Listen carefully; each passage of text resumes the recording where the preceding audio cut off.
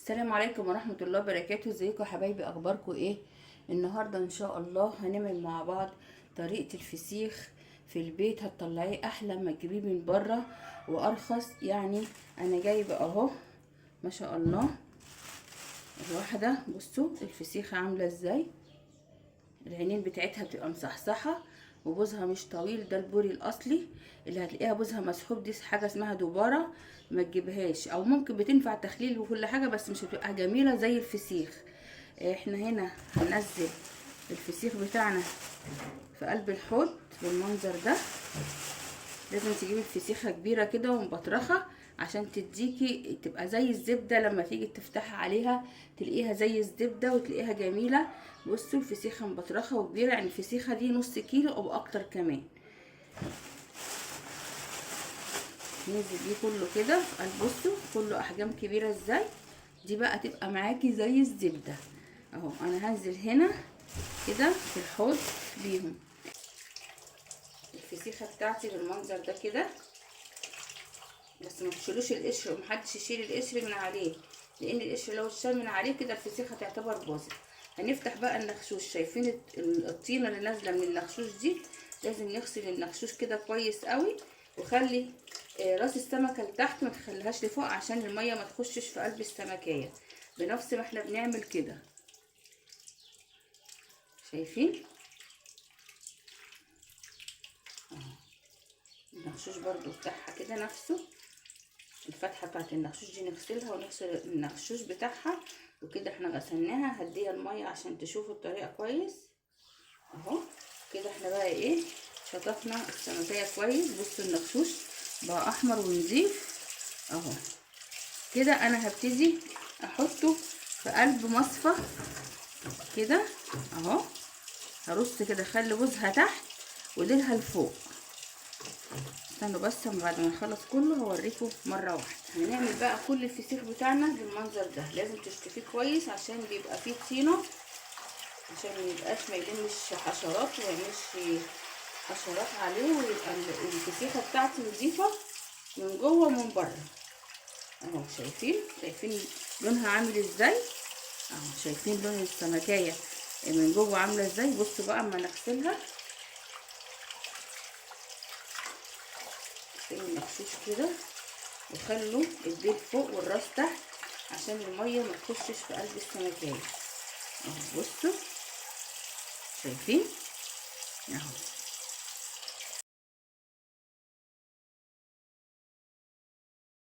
خلوا اهو. نخلص بقى بقيه الكميه بنفس الطريقه، ونرجع نشوف هنعمل الفسيخ ازاي وتخليله ازاي وتنظيفه ازاي اهو. بصوا انا ده منزله راسه لتحت عشان بقى الدم اللي في السمكيه كله يتصفى في المصفى وينزل في الطبق اللي تحتيها ده. انا مش عايزه السمكيه فيها دم نهائي، انا عايزه السمكيه تنزل كل الدم اللي فيها، بحيث ان احنا لما نيجي نعملها ونفتحها ما نلاقيهاش حمراء غامقه من جوه. السمكيه تلاقيها حمراء وغامقه من جوه دي بيبقى الدم حابس جواها، وبيبقى شكلها مش حلو وطعمها مش حلو. دي بقى هتدينا اللون الوردي الجميل. انا هسيب الفسيخ بتاعي بالمنظر دوت كده، هسيبه لمدة 10-12 ساعة في الحر ده. سيبيه في المطبخ عادي جدا، ما تحطوش في التلاجة. بصوا نفس الطريقة دي كده. وهنجيب شاشة تكون قديمة مش عاوزينها، وهنروح حاطينها كده على الفسيخ عشان ما يوقفش عليه اي حشرات، يعني ولا دبانة ولا هموشة ولا اي حاجة. هغطيه كده. حبايبي فات على الفسيخ حوالي 9 ساعات. شايفين الفسيخة نشفت؟ شايفين عاملة ازاي؟ ناشفة يعني جامد اهو. ده اللي انا عايزاه. عايزة الفسيخة ما بقاش فيها مية خالص. تعالوا بقى نشوف الفسيخ بتاعنا لما احنا غسلناه وعملناه كده نزل ايه في الطبق. شايفين لو احنا ما عملناش كده ده كله كان هيبقى في قلب الفسيخة وهتطلع حمرا وتطلع زفرة معانا جدا. فاحنا كده صفينا منها الدم اللي فيها. دلوقتي بقى هنبتدي نجيب حاجة ونبتدي نرص عليها الفسيخ، ونبتدي ننشف برضو النخشوش بتاع الفسيخ، وهنبتدي بقى ننزل الملح عليه ونشوف هنعمل ايه. دلوقتي انا نزلت الفسيخ بتاعي في صينية كده، وهبتدي امسك برضو الفسيخ بالحتة اللي انا كنت مغطياه بيها ديت، امسكه انشفه كده. لو انت عندك مناديل ورق نشفي بمناديل الورق، انا هنشف بدي وهرميها طبعا مش هستخدمها تاني.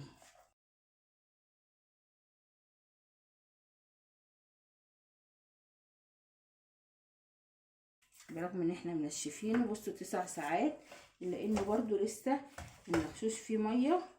وبرضو هننشف كده الصينيه بتاعتنا، وهنمسك بقى الفسيخيه بتاعتي هبتدي اعملها ازاي. شايفين هي ناشفه ازاي؟ هعمل لها زي مساج كده وهتكه على السلسله بتاعت الظهر، افصص اللحم من بعضه من جوه. وعلى الديل بالذات، عشان انت لو عملتي الديل سبتي الديل على النشوفيه دي هتيجي تطلعي الفسيخه هتلاقيها مشدده معاكي او ناشفه. فاحنا بصوا هنعمل كده الفسيخه اهي تريد كده معايا اهو، بس كده. والتانية زيها بصوا الديل ناشف ازاي. انا بقى ابتدي، شايفين سامعين الصوت ده اهو، بطقطقها من جوه كده بحيث ان هي ما تبقاش ناشفه معايا. اما اجي افتحها الاقيها فصوص من جوه. سلسله الظهر بتاعت الفسيخه هي اللي هنتك عليها كده، ما تتكيش على البطن من هنا كده، بس من بعيد كده نتكه عشان خاطر الفسيخه بتاعتي تبقى طريه وتبقى جميله. يلا بقى نشوف هنعمل ايه في الفسيخ. دول معايا حوالي 5 معالق ملح رشيدي او الملح البحري. هو ده الملح بتاع تمليح الفسيخ. الملح الناعم ينفع وكل حاجه، بس الملح الرشيدي دوت هو بتاع الفسيخ وبيتعمل بيه الفسيخ. يعني لو انت ما عندكيش الملح ده اعملي بالملح اللي هو خشن نسبيا، اللي هو الناعم، يعني ما يبقاش ناعم قوي بس فيه نسبه خشونه كده، وما تكتريش منه عشان بيملح الفسيخ قوي. دلوقتي هناخد كده من الخلطه اللي انا عملتها دي ملح على شطه اهو، وهبتدي كده اجيب النخشوش بتاع السمكيه بتاعتي وهبتدي املى النخشوش كده بالمنظر ده على قد ما تقدري. اعملي في حاجه عشان اللي هينزل ينزل في الصينيه وتبتدي برضو تستعمليه. واقفلي كده من ناحيتي والناحيه التانية نفس الطريقه اهو. شايفين؟ افتحي كده النخشوش وانزلي برضو بالملح والتك كده، واللي هينزل ده هناخده هننزل كده فيه سمكية بنفس الطريقة دي كده. افتحي بقى بقها اهو، تعالوا كده بصوا البق اهو، انا هفتحه وهبتدي انزل فيه برضو شويه من الملح، ما تكتريش برضو قوي عشان الفسيخ بتاعك ما يملحش. لو انت عايزاه حادق كتري، عايزاه مظبوط حطي زي ما انا حطيت كده كام واحده ملح كده ها. وهنمسك بقى الفسيخايه هنعملها كده بالملح، لسه طبعا هرش عليها ملح تاني. هنجيب بقى البطرمان بتاعي، انا هعمله ببطرمان مش هعمله في اكياس. البطرمان بتاعي اهو هبتدي انزل فيه بحبه ملح رشيدي برضو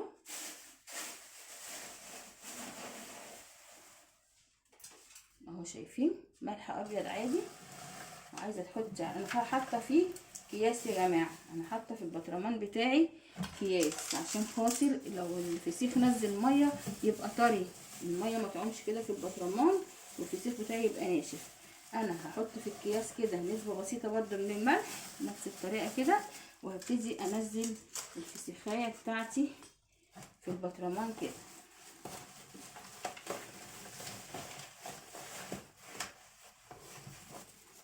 هنزل بص معلش التصوير مش هيبان عشان خاطر يعني انا حاطاه ازاي. شايفين؟ حاطه واحده اهي، هحط يعني دي راسها هنا، احط التانية راسها عند الديل بتاع التانية.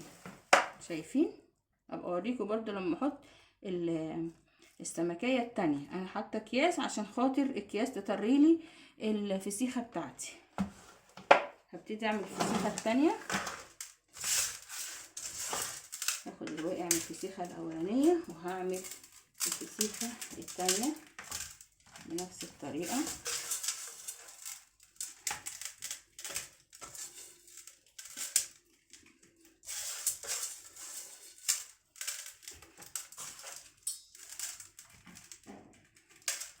شايفين انا ماليه النخشوش ازاي؟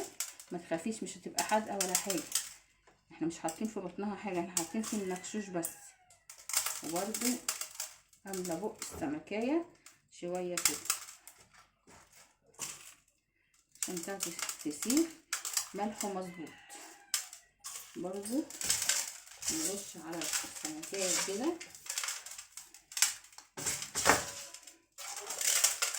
احنا كده كده هنحط عليها ملح، فطبعا هو ده مش هيثبت على السمكية لانه ملح خشن، فانا هحط السمكية دي بقى عكس التانية. دول 2 تانيين برضو هعمل بنفس الطريقة.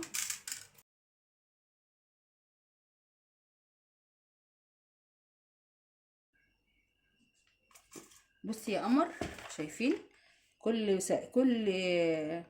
سمكية عكس التانية اهو، شايفين؟ وحاطه كل سمكتين حاطه بينهم ملح. ودي برضو في الحبه الاخيره هحط الملح ده كده اهو كده على الفسيخ بتاعي. ما تكتريش الملح على الفسيخ بحيث ان الفسيخ لو احدق زياده عن اللزوم بتلاقي الفسيخيه مشدده وناشفه معاكي. فاحنا كده عاملين في البطرمان وعلى ضمانتي هيطلع جميل جدا. هنجيب برضو اكياس ونبتدي ننزل بيها كده على الفسيخ بتاعي.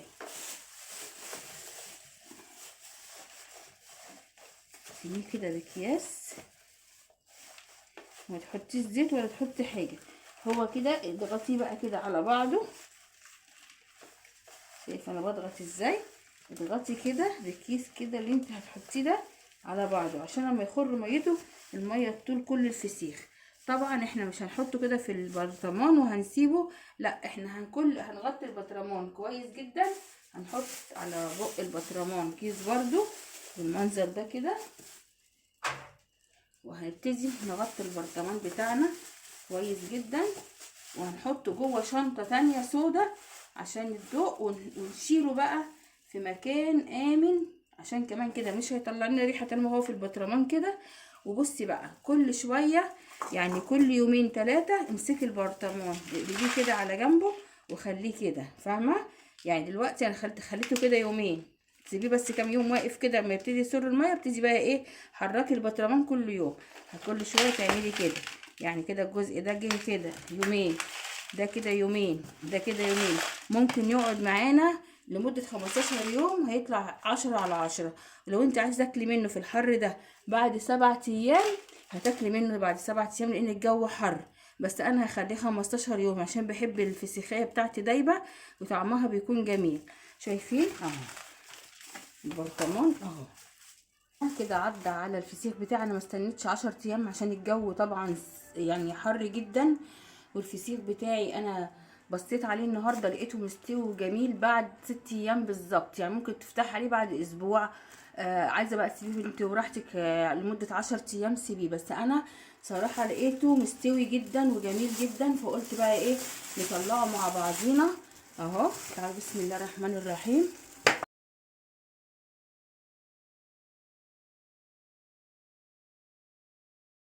درجة التمليح بتاعته وان هو بقى زي الزبدة هوريكم دلوقتي. بسم الله الرحمن الرحيم. بسم الله. بصوا بقى يا حبايب قلبي، انا هجيب بس السكينة هنضفه وارجع لكم. انا هنضفها برضو، اشيل بس الزعنفة اللي هنا دي كده.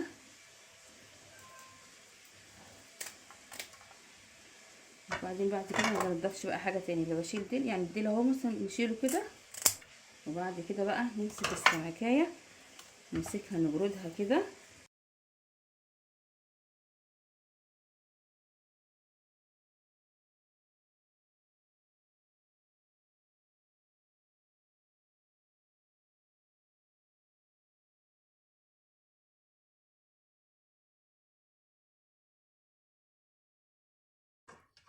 برضو بص دي عامله ازاي، برضو دي انا كنت فاتحاها قبل كده، كنت بشوف الفسيخ عمل ايه.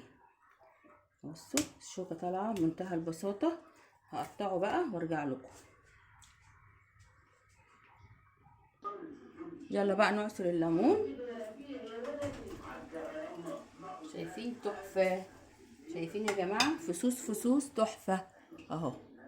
جربي بقى اعمليه في البيت مش هتندمي، هتطلعي احلى فسيخ وارخص بكتير من اللي بره. دلوقتي البوري ب140 و150، يعني لو جبت 2 كيلو مش بحق كيلو من الايام دي اللي احنا كنا بنجيبه ب450 جنيه والله.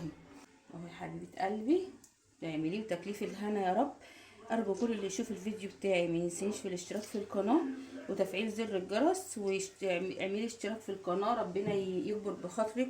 وتعليقات حلوه كده، قولوا لي ايه رايكم في الفسيخ بتاعي، وتعالوا يا ريت والله تيجي تفطروا معايا بيه يعني. هيعجبكم جدا. اعمليه في البيت وتشجعي، واعمليه بنفس الطريقه اللي انا عاملاه بيها، وحطيه في البطرمان، ما تحطوهوش في شنط. الشنط بتنشف الفسيخ معاكي، او لو انت حكمتي الشنطه قوي عليها بتنشف الفسيخ قوي، يعني بيخليه طالع ناشف. فهو كده الفسيخ طالع زبده اهو، شايفين؟ جميل جدا جدا جدا. يلا بقى هستناكم تقولوا رايكم. السلام عليكم ورحمه الله وبركاته.